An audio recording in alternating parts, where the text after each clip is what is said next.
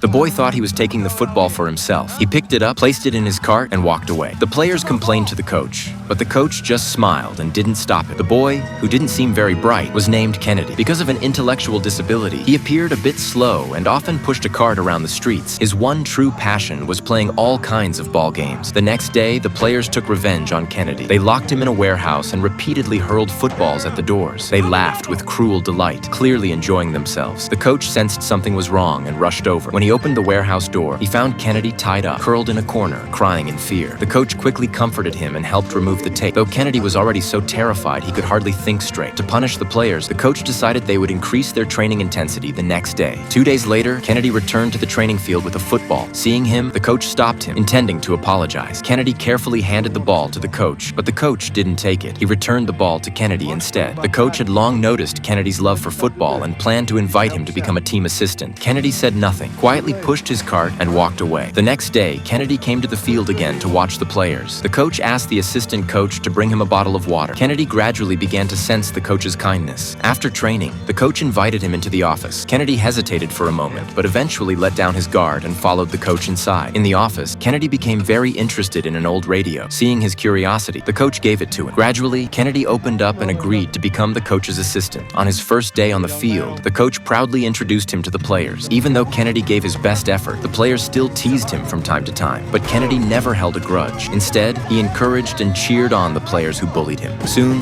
the official games began. Because the players were tense, they lost badly in the first half. Kennedy worked hard to help them relax, continually encouraging them. To everyone's surprise, they actually won the next game. After that match, Kennedy was named the field's best mascot. However, negative criticism soon followed. People called him a fool and accused the team of using him for publicity. But the coach didn't care. Every day, the coach continued to make sure Kennedy got home safely. Wanting to understand him better, he reached out to Kennedy's mother and asked about his condition. She explained that Kennedy wasn't sick. The doctor had said he was just slow in mental development. He had a normal older brother, and their father had passed away many years ago. Even though she worked, half of her time was spent worrying about where he might be. She knew that people would seize any excuse to punish him. Kennedy was a good kid with a kind heart. Most people simply didn't take the time to understand him. Not long after, another football game was about to begin.